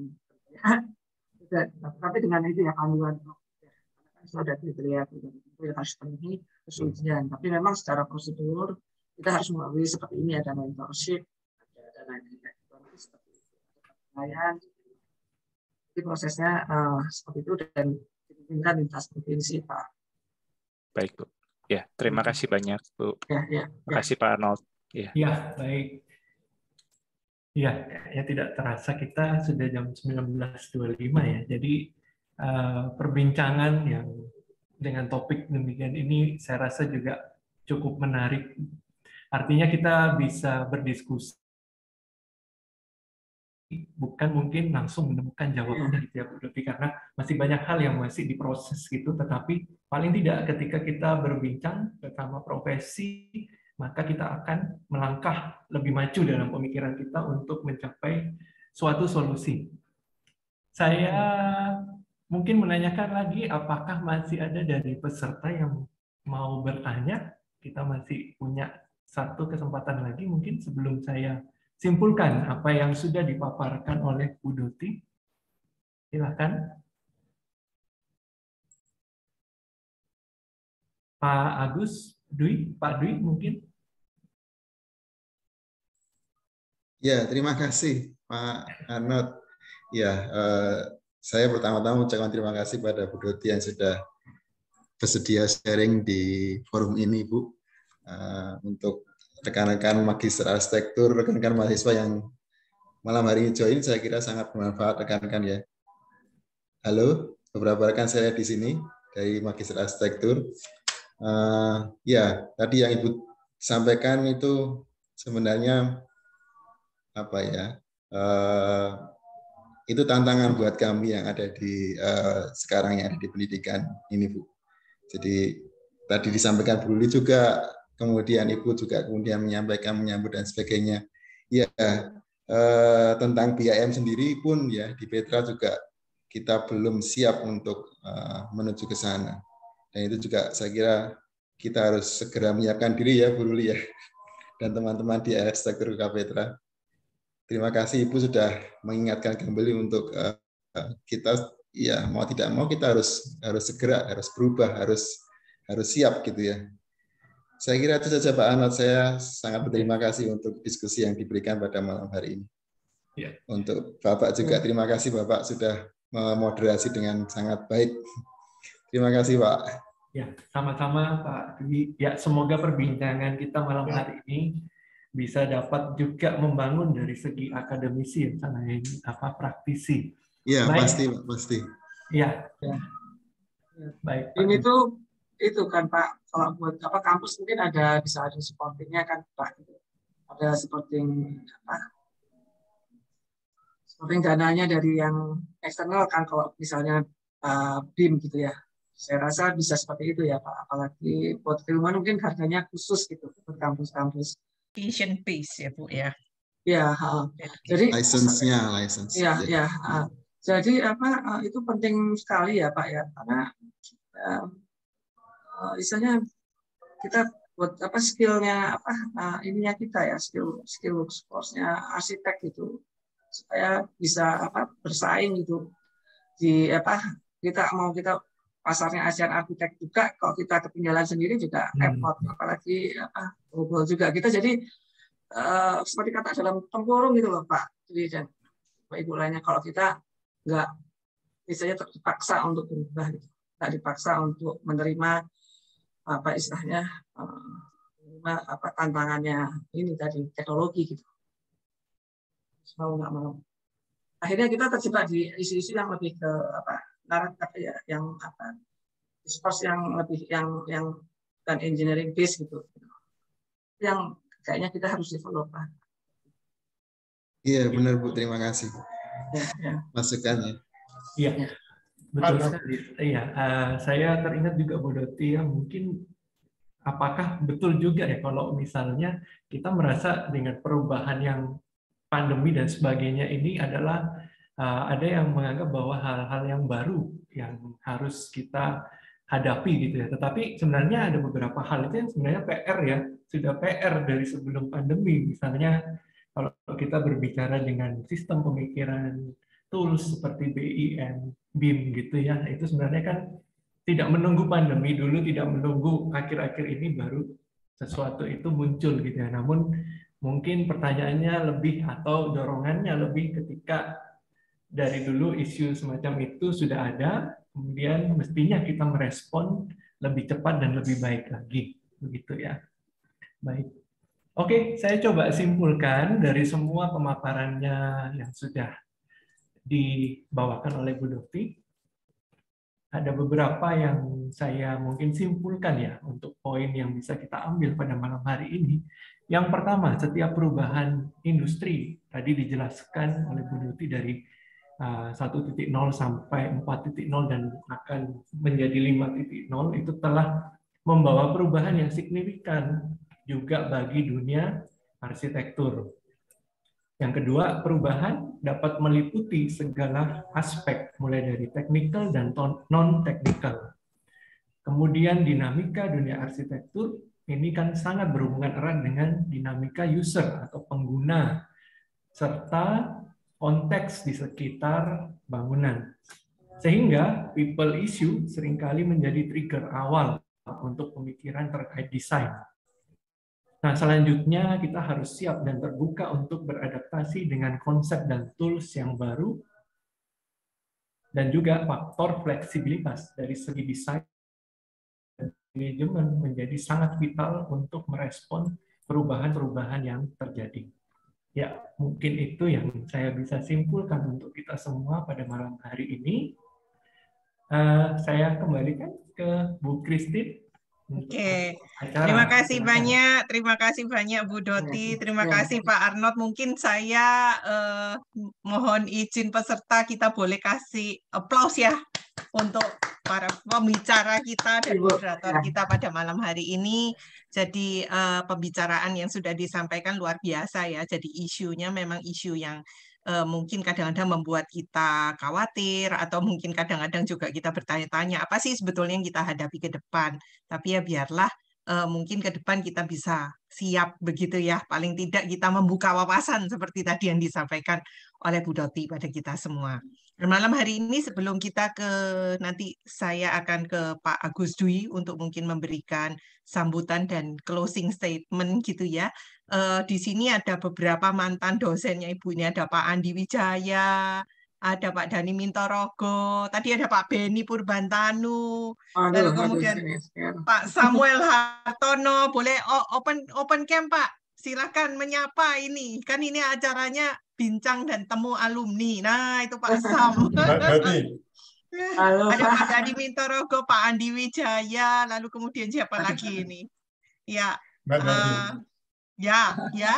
Aduh Pak. Mbak Doti masih ingat kan? Nah itu. Ingat Pak. Aku malah panggung. Pak Beni mana Pak? Open cam Pak. Open cam Pak. Aku durung ngadus. Apa kabar Pak Beni? Paling Aduh, ya, apresiasi dan bangga Dok, untuk capaian yang sudah Anda dapatkan gitu ya. Ya, ini kan berkat bapak-bapak sekalian. Enggak. Benar. Berkat Gusti Allah itu berkat aku. Tapi gini loh Pak, benar loh, saya kemarin bilang sampaikan ke Christine bahwa saya bersyukur sekolah di Petra. Karena kita biasakan dulu basicnya engineering base gitu. Itu benar-benar beda banget waktu kita kerja itu. Jadi understanding-nya kita ke pekerjaan itu lebih cepat itu daripada mungkin istilahnya fokusnya kampus-kampus lain gitu Pak. Jadi saya bersyukur di Petra Pak. Mungkin keunggulan kita itu ya Bu ya. Jadi kita juga diimbangi dengan masalah teknis ya, bekal teknis gitu ya. Itu Pak, itu yang bedakan Petra sama yang lainnya Pak. Saya merasa syukur banget basicnya itu saya dapatnya di Petra. Makasih Bapak-bapak Ibu. Mbak Dati. Mbak Dati. Ya. Mbak, bagaimana pendapat Mbak kalau metaverse itu bisa digunakan sebagai alat untuk menjalankan sistem studio? Studionya metaverse gitu. Jadi itu saya kemarin sedikit mendapat gambaran itu, jadi tertarik banget bahwa metaverse kalau kita pakai untuk menjalankan sistem studio itu barangkali kalau mahasiswanya bisa masuk ke dalam metaverse itu luar biasa gitu. Ya, boleh Pak, studio berapa pakai metaverse Pak? Ya mau studio 1 dong. Iya, boleh. Possible ya Pak ya. Apalagi buat yang generasi kita kan, kalau saya sih generasi yang dulu kan masih nggak percaya metaverse sih. Tapi new generation kan dekat banget sama teknologi, pasti tertarik dengan metaverse. Asik itu sebetulnya. Ya, gimana? Bu, tinggal Bu Ruli aja nih ya. Nanti Pak Beni simulasi dulu nanti. Pak Beni simulasi dulu nanti Pak. Wis gak nututi umure. Loh. Iya Pak. Ya. Oke. Tunggu sebentar, kalau bisa Pak Ridwan 5 menit. Kita ke Pak Dwi dulu ya untuk memberikan closing statement. Lalu Bapak Ibu mohon jangan live dulu karena kita akan ada foto bersama. Lalu pengumuman, kita sudah di penghujung acara kok. Saya memberikan kesempatan kepada Bapak Agus Dwi Haryanto, doktor yang sangat grace ini ya Pak Dwi ya. Selamat juga Pak Dwi untuk kelulusannya Pak Dwi sebelumnya. Dan kita akan mendengarkan closing statement dari Bapak Kaprodi Magister Arsitektur UK Petra. Silakan Pak Dwi. Terima kasih Bu Christine waktunya. Sekali lagi saya atas nama Prodi Magister Arsitektur mengucapkan terima kasih kepada Bu Doti yang bersedia berbagi baik pengalaman maupun pengetahuan yang luar biasa tadi. Kami sangat senang sekali. Ibu berarti juga artinya bahwa kami pun dengan mendengarkan apa yang Ibu sampaikan, kami harus berbenah gitu ya. Kami harus berbenah, kami harus memperbaiki kembali sistem pembelajaran di UK Petra, di Magister terutama ya. Karena itu yang bagian dari tanggung jawab saya. Senang sekali Bu untuk banyak hal tadi yang malah menjadi refleksi buat saya. Kira-kira kok ini kita kok banyak yang belum siap gitu. Tapi senang sekali. Terima kasih untuk feedback, masukan juga tadi buat kami. Terima kasih juga buat Pak Arnold. Terima kasih Pak sudah memoderasi acara malam hari ini ya. Dengan baik mungkin dengan banyak kesibukan Bapak masih menyempatkan diri untuk bersedia membantu, itu sangat kami hargai dan terima kasih banyak. Terima kasih juga buat Bu Ruli, Bu Dekan, Bu, kita banyak tantangan Bu. Mari kita siapkan bersama. Juga Bu Feni, terima kasih Bu Feni, Kaprodi S1 Arsitektur. Banyak tantangan Bu Feni, mari kita kerjakan bersama. Tentunya dengan kerjasama dan kolaborasi juga dengan para alumni ya. Luar biasa. Terima kasih Bu Christine sekali lagi untuk waktunya. Iya Pak Dwi, terima kasih. Kami juga difasilitasi oleh S2 untuk menyelenggarakan acara pada malam hari ini ya. Walaupun kita sementara masih ketemunya lewat Zoom ya Pak ya. Mudah-mudahan ke depan kita sudah bisa kopi darat ini. ya dengan Bu Doti juga. Boleh. Ya. Ya. Terima kasih. Oke, Hampir terima selesai. kasih. Oh iya Bu, ada yang Ya. kurang Bu. Terima kasih buat para peserta yang sudah bertahan sampai selesai ya. Ya. Di waktu-waktu yang mungkin sudah after office hours ya. Sudah capek tapi masih bisa bertahan. Terima kasih banyak juga para senior, Pak Beni, Pak Sam, Pak Andi Wijaya, Pak Dani Mintorogo. Pak Dani Mintorogo, Pak Ridwan tadi, Opa juga sudah lebih dulu untuk join. Terima kasih banyak. Kita akan bertemu lagi di bincang arsitektur berikutnya, Bu Christine. Nanti Ya. arrange lagi. Terima kasih Terima banyak. kasih. Terima kasih. Sama-sama, Terima kasih. Pak Dik. Ya, Bapak Ibu tolong jangan live dulu. Ada sedikit pengumuman mungkin yang perlu kami sampaikan dan kami bagikan kepada para alumni dan juga para mahasiswa. Saya izin untuk share. Sebentar ya, saya share screen. Oke. Yang pertama mungkin ya. Oops, sorry. Kok ini dulu? Sebentar. Bisa kelihatan ya, Bapak Ibu. Yang pertama mungkin update ya berita kampus. Jadi ini tadi yang ditanyakan oleh Bu Doti terkait dengan BIS ya. Jadi UK Petra sudah punya BIS, Bu. Jadi ada 2 BIS ya, BNI dengan BRI kalau nggak salah ya. Jadi ini BIS kampus kita. Jadi mungkin nanti kalau Bu Doti ke Surabaya mampir gitu, mungkin kita bisa keliling dengan BIS-nya Petra gitu ya.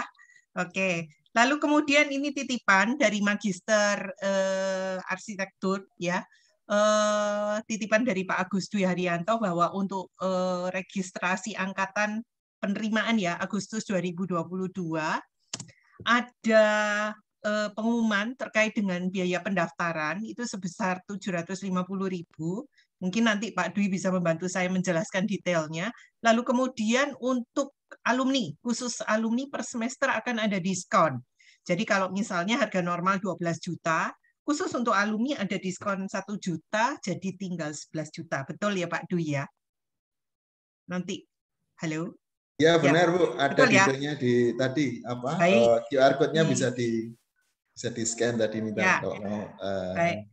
Ya, jadi kalau misalnya mungkin dari Bapak Ibu pemirsa ada yang rekan-rekannya tertarik untuk melanjutkan ke program studi S2 dipersilakan. Lalu kemudian pengumuman untuk alumni berbagi jadi bincang arsitektur bulan yang akan datang itu kebetulan bertepatan dengan hari kenaikan Isa Al-Masih ya.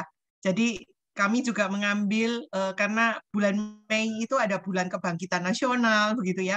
Lalu kemudian kita mengambil topik yang keindonesiaan lah kali ini. Jadi kebetulan yang akan dibawakan adalah arsitektur sakral, arsitektur gereja, ya, akan dibawakan oleh Bapak Arsitek Aloysius Erwin. Kebetulan Pak Erwin ada di sini. Jadi Pak Erwin nanti bulan depan akan sharing bersama dengan Bu Wanda, akan membagikan tentang konsep-konsep bangunan gereja, begitu ya, yang punya corak Nusantara, keindonesiaan.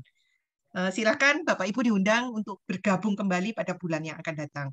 Jadi bincang alumni ini, sharing alumni, rencananya kami akan selalu adakan setiap bulan. Mungkin nanti kami akan ada jeda di semester break, lalu kami mulai lagi, gitu ya. Terakhir, Pak Dwi tadi sudah mengucapkan banyak terima kasih Bu Doti. Bukan suatu kebetulan kalau hari ini adalah Hari Kartini, gitu ya. Selamat Hari Kartini untuk Bapak Ibu sekalian. Selamat Hari Kartini untuk Indonesia, para Kartini dan Kartono, begitu ya. Untuk para pejuang wanita, mari kita terus berkarya tidak terbatas usia. Sama seperti Bu Doti tadi ya, kita sudah disampaikan semangat tetap muda, Bu. Walaupun mungkin kayak saya juga sudah hampir masuk kepala 5, ini nggak terasa ya, tinggal beberapa tahun lagi saya juga masuk kepala 5. Tapi mari kita tetap menjadi Kartini-Kartini arsitek modern ya, apalagi kalau kita perempuan, yang selalu menginspirasi adik-adik kelas dan menjadi berkat ya untuk Bumi Pertiwi. Baik Bapak Ibu, itu adalah pengumuman dan kita sudah di penghujung acara. Terima kasih untuk kesediaannya bertahan sampai dengan cukup larut ya. Sebentar kita akan berpisah. Mari sebelum kita berpisah, bolehkah kita menyalakan kamera kita masing-masing? Mungkin kita akan berfoto bersama sebelum kita meninggalkan ruang Zoom ini. Kami persilakan mungkin Pak Wira bisa membantu saya untuk memimpin foto bersama. Silakan. Ya, oke. Selamat malam Ibu Bapak sekalian. yang datang. Mungkin bisa dihidupkan cam-nya, saya beri waktu sebentar. Ya. Oke, sepertinya sudah ya. Yang lain, saya langsung saja ya Bu Christine ya. Silakan. Oke. Silakan dinyalakan. Saya mulai ya. 1, 2, 3. Oke.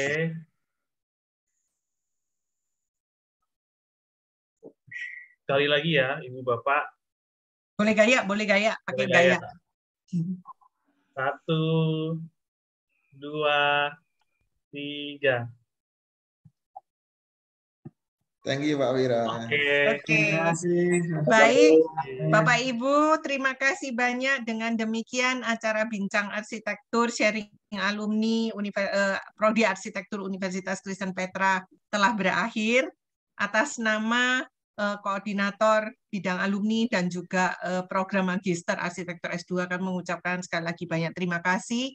Mohon maaf apabila ada kesalahan-kesalahan yang kami ucapkan, baik sengaja maupun tidak sengaja, mohon dimaafkan. Sekali lagi, kami tidak ada maksud untuk menyinggung Bapak Ibu sekalian, dan juga untuk Bapak Ibu yang berpuasa, ini sudah berbuka puasa ya. Selamat berbuka puasa, dan mungkin kami juga mohon maaf lahir batin gitu ya, untuk Lebaran yang akan datang. Baik Bapak Ibu, saya rasa karena waktu jualah kita harus berpisah. Terima kasih untuk perhatian dan kebersamaannya. Sampai ketemu di acara Bincang Alumni bulan yang akan datang. Sampai jumpa. Terima kasih Bu Doti. Terima kasih Pak Arno. Terima kasih Pak Dwi. Bu Doti banyak terima kasih ya. Pak Arno banyak terima kasih. Bu Ruli, Pak Dwi. Selamat malam semuanya. Thank you.